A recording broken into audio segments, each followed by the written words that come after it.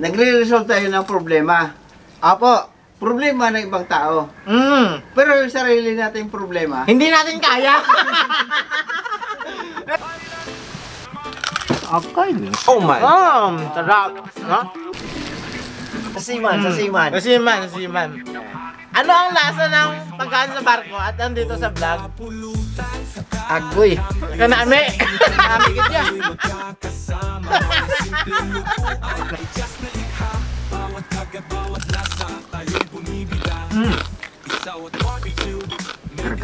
Did you hear that?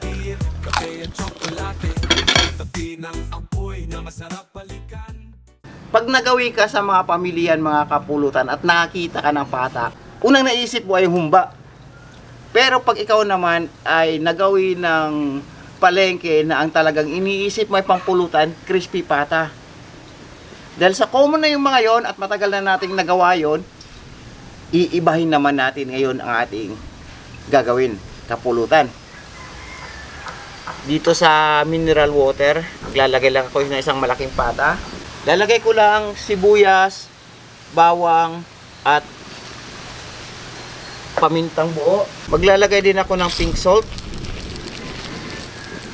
Himalayan salt. Lalagyan ko din yan ng suka.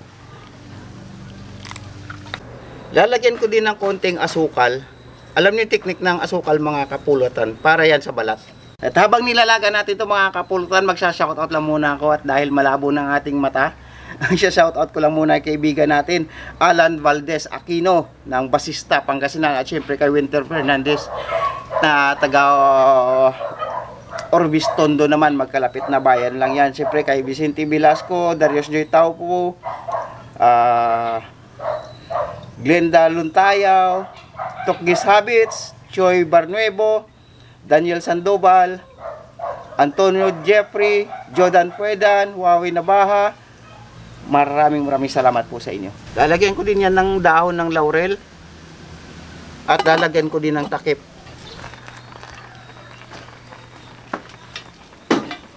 So ito, mga kapulutan, nasa mahigit 1 oras na to. So sa mga nagtataka kanina kung bakit nilagyan ko ng asukal, ito na po yung epekto ng asukal sa ating pata. Hindi na pupunit yung balat. Yan yung mga technique dyan, mga kapulutan. Pag nagluluto kayo ng pata tapos hindi nyo nilagyan ng asukal, ang tendency nun, punit-punit yung balat. Right. Sang imbento na naman, mga kapulutan, kung mapapa-crispy nga ba natin to gamit ang grilling na procedure. Dapat try natin.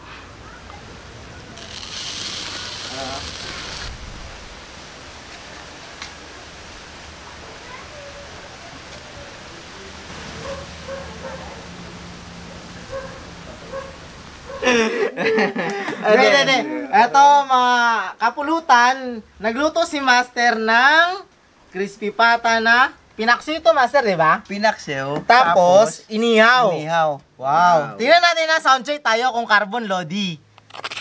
Agay. Agay. Hey! Oh. Pero bago natin tikman yan, pakilala muna natin yung kaibigan. Eto nga pala, mga kapulutan, si Carl. Sangsiman, tapos bumaba. Tumagay. Ngayon, titikman natin tong sisipata ni Master kung pasok sa ating panlasa. Oo naman. Master, asan yung ano natin? Dapat hindi yung hindi yung tawag dito yung sinasabi lang natin na masarap, dapat tinitikman ng. Oo. Hindi mo kasi masasabing masarap kung hindi titikman kasi iba ang texture sa panlasa. Diba? At sa iba yung nakikita mo lang sa video. Crispy crispy. Wow. Tingnan natin kung malambot. Wait. There's more. Tingnan ko muna, Master, ha? Sure. Master, kasi nanonood yung parang pinaksi mo siya na may tamis at saka mayroong alat na may asim. Asim kasi nga, pinaksin mo siya eh. Tapos, Naks. Apaka-crispy pa. Vlogger ba to? Saling pusa! Ang galing magsalita. Ang ganda. Vlogger na vlogger ang dating eh. Carl, gusto mo tikman? Oh, yan. Ay, sige. Para ma-justify mo kung ano ang lasa. Yan, sa Siman, sa Siman. Sa Siman, sa Siman. Yan.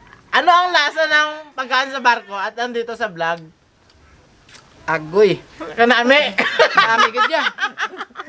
Mga kapulutan, hindi lang siya Siman talaga na ano no. Isa sa kusinero sa barko. Yan. So, dapat kailangan natin. Ikaw! Pare ko Sige, pare ko. buhatin kita! Pag namakuha na lang. Ito yung grilled. Tikman natin kung talagang malutong ba. Yung crispy pata pero inihaw ah.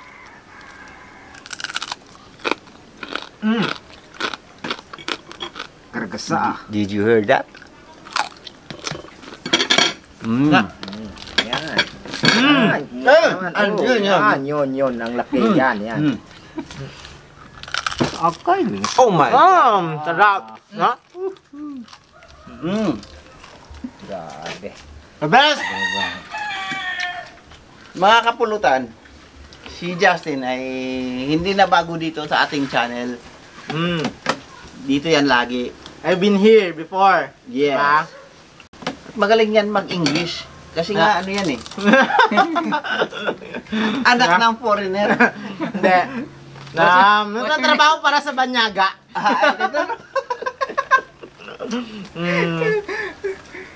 Nakikipag-usap lang tayo sa Banyaga, tapos nagre-resolve tayo ng ng problema nila, pero may problema rin ako hindi ko ma-resolve.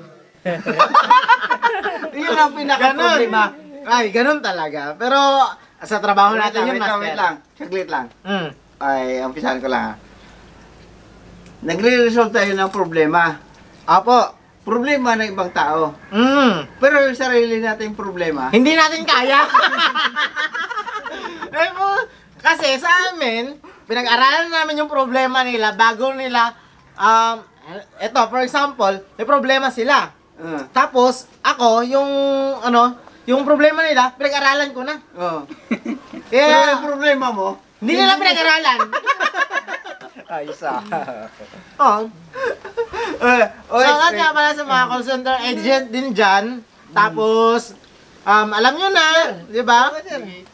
Na tumatanggap lang tayo ng kung anong problema, pero sige lang, okay lang, trabaho lang tayo. Biyaning puyat. Shout out.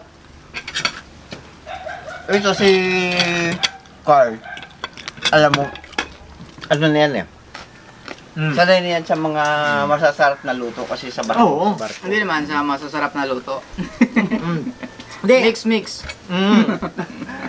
Kasi, Pacham. Tama. Pati na kusinero. oh, at hindi ka naman talaga magiging, hindi ka matututo kung halimbawa hindi ka nagkaroon ng failure eh. Totoo. So, kumbaga is, failure is a virtue, di ba? Yan ang tama. Mukhang sarap na sarap kayo. Oo. Kasi kanina pa ako gigil dito eh. May mama, niluluto pa lang, amoy pa lang, ang sarap Takam na. na, takam. Hindi, crunchy siya, crunchy. Kaya, Master, At papakita ko lang sa inyo mga kapulutan. Direct. Kita mo naman ang juiciness niya. Tingnan mo. Diyan. Grabe. O, di ba?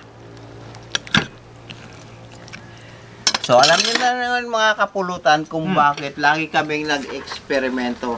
Kasi madami tayong mga kaibigan na tumutulong din sa atin na magbigay ng recipe. Kahit at na ng kaalaman. alam naman natin na sa sarili natin, hindi naman talaga natin kayang mag-create ng mga bagong menu kung walang tumutulong sa atin.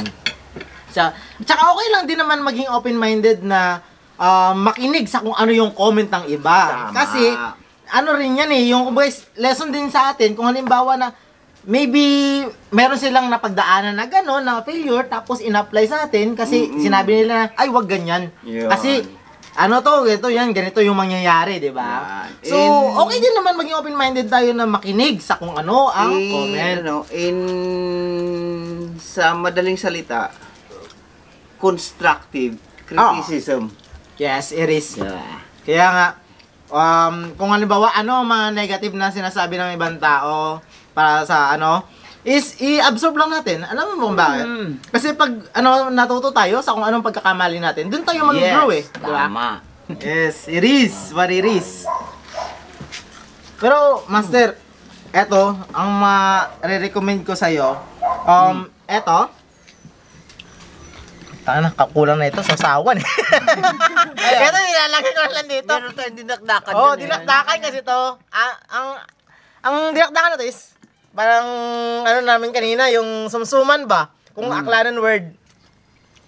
Kaya sa ngayon, di lang. Pulutan. Oh, pulutan. So, ngayon natin, di tayo naging prepared no? Sorry meron tayong lapses. Okay lang. Ganoon talaga. Kasi Kasi, sa mga hindi pala nakakaalam mga kapulutan, si Justin ay kasama ko sa Mandarin Hotel dati. Matagal kaming nagkasama. Una niyang naging kasama yung kapatid ko, which is nasa Australia na ngayon, yung kapatid ko. shoutout Jama. Shoutout kay Jama at siyempre sa asawa niya si Ridalyn. Nasa Australia na sila. Kasama niya si Justin dati hanggang sa naging kasama ko din si Justin sa trabaho sa Boracay. Napangangayon pa. Ampunin mo na to.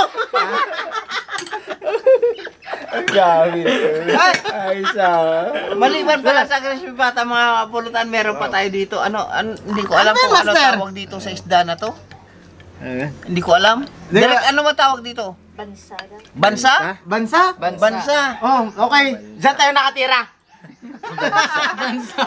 Bansa Pilipinas. Bansang Pilipinas. Ayos Kasi di rin natin alam to, bansa daw bansa ng Pilipinas para at least magkaalaman na. Subukan mo natin si baby. Baby, pampadang ka dyan, boss. Salamat Ayos yung lasa. Sabi ko sa'yo, New Year, tamalon ka dapat dapat April Tower tinanan mo Taas yun. At least mataas din yung yung pagtangkal mo dun. Hindi, binigyan ko na to ng Star Margarine. Puta, baka nagtai lang yan. Baka na pasobra. Dito mangkad naman. Ah? Awa ng Diyos. Oh, kaya nga pala yung bukay na tumayo. Naalala mo na punta tayo na ng Gaisano? Oo. Gaisano Mall. Kasi napakan dun. Binigyan ko siya ng Star Margarine. Tumangkad naman. Bumili kami ng Star Margarine, isang balde. Isang balde, tapos pinato mo sa kanya. Ang pumatong siya sa balde. Pumatong siya sa balde. Ayos.